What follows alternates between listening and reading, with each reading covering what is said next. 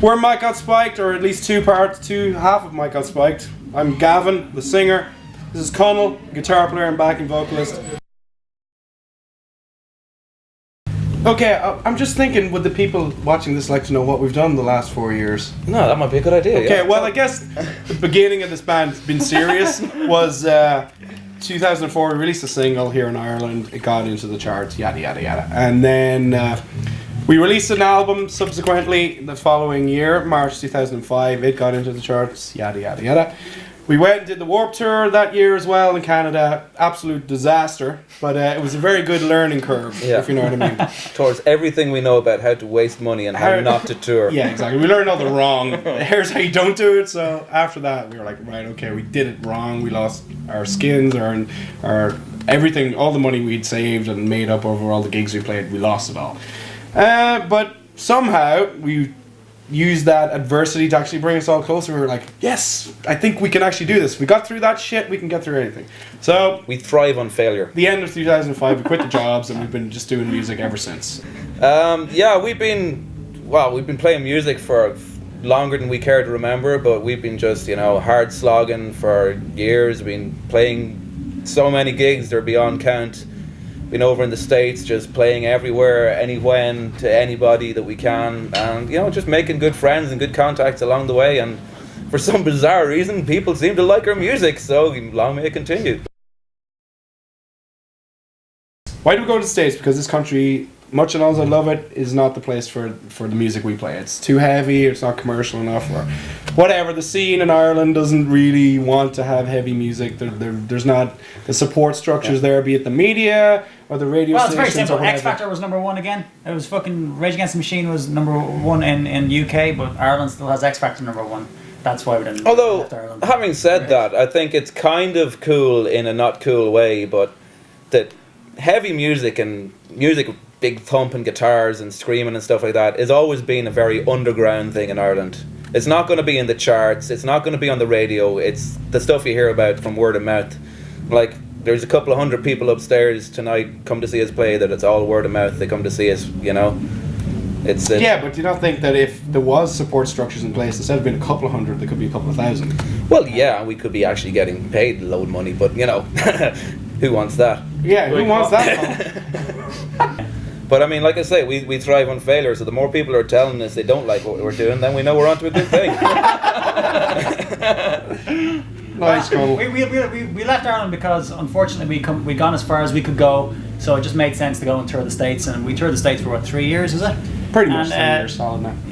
Now it's we're at the point where we're having to bite the bullet and really, really embrace being actual businessmen and training ourselves to be businessmen. I mean, we've done the logistics of touring and all that sort of stuff, but in the last year we had to do a lot of negotiating with labels and meeting up with industry people and all that sort of stuff, and having to read the books and having to find out how to do it yourself, because in this industry now, especially with majors, there's no money going on anymore. The recession and piracy has finished any sort of major label investment in anything rock, because they want something that they can control now. They can control the likes of American Idol and Justin Timberlake and people like that, but it's much easier in this industry now to be a successful small band, small independent band, so now we're trying to learn how to do that. Like Small Town America, that kind of thing in Ireland, who made a lot of progress doing that shit. Yeah, basically, lots of labels in America. The way it's working now is all the labels' power has gone down, and all the independents, well, there's a lot of them, its power is coming up to the level of the majors. So we're trying to get on board and just become our own businessmen and be, because we've got investment ourselves, so it doesn't make sense to us to go with any sort of label that's not going to give us a serious fucking deal. So we're going, right, we've got a lot of money here that people want to invest in us, so we got to fucking educate ourselves and make it work. Because talent and good looks will only get you so far. That's right.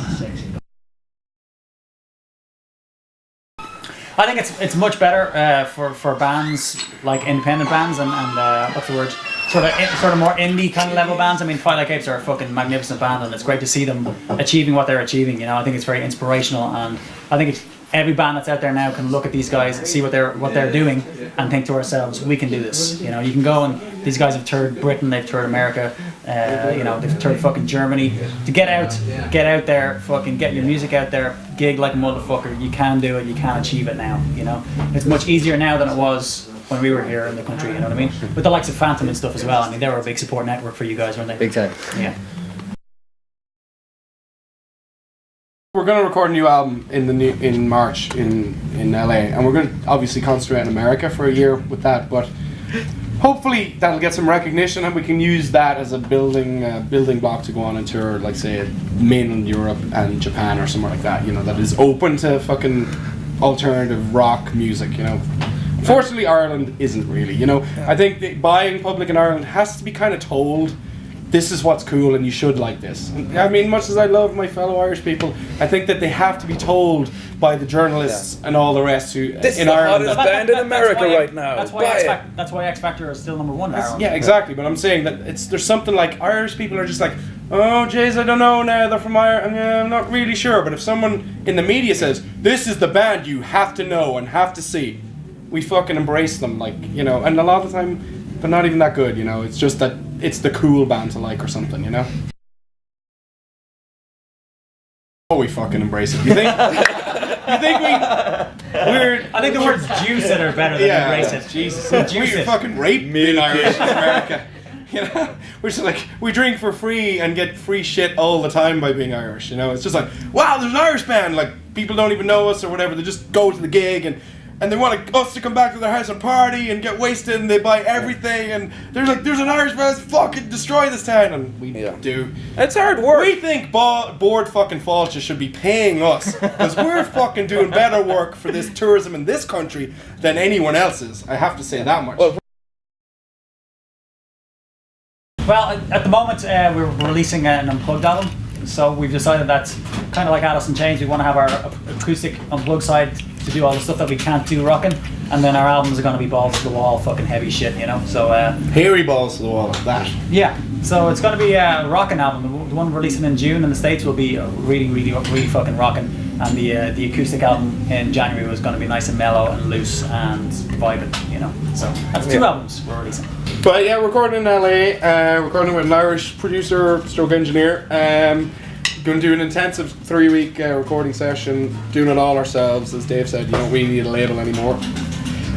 Fucking just record it, get it out there, tour it like a motherfucker, and that's all you need to do. It's good enough, it'll get attention, you know. And we're certainly good. We're attention whores, really, you know. So if there's attention to be got. Yeah.